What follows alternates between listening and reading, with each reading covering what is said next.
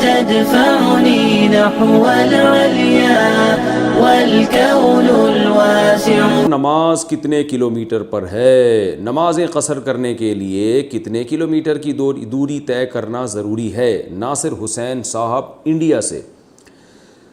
جناب ناصر حسین صاحب، آپ جب اپنے شہر کی آبادی سے باہر 77.8 کلومیٹر یعنی تقریباً 78 کلومیٹر آپ دور جانے کا ارادہ رکھتے ہیں تو شہر سے باہر نکلتے ہی قصر شروع ہو جائے گا. یعنی یہ نہیں کہ 77.8 کلومیٹر پہ پہنچیں گے تو قصر کرنا ہے، نہ.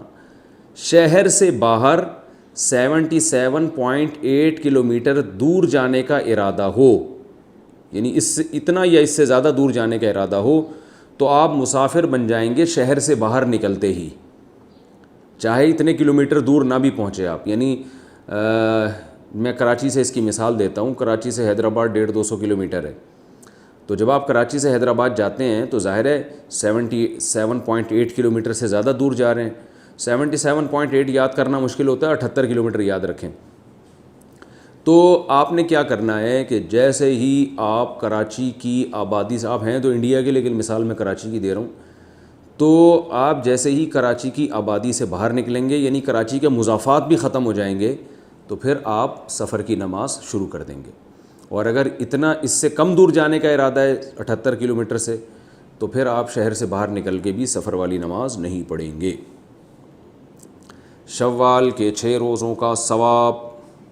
نبیل صاحب انڈیا سے پوچھتے ہیں کیا شوال کے 6 روزے رکھنے سے پورے سال کے روزوں کا ثواب ملتا ہے؟ جی ہاں، حدیث میں آتا ہے، تو اس لیے شوال میں 6 روزے رکھنے چاہیے. اسی سے ملتا جلتا اگلا سوال ہے عمر فاروق کراچی سے. شوال کے روزے اکٹھے رکھنا ضروری ہے؟ شوال کے روزے اکٹھے رکھنا ضروری ہے یا الگ الگ بھی رکھ سکتے ہیں؟ الگ الگ بھی رکھ سکتے ہیں، بلکہ بعض حضرات کے ہاں تو اکٹھے رکھنا مکروہ ہے، لیکن بہرحال جمہور کے ہاں اکٹھے بھی جائز ہیں.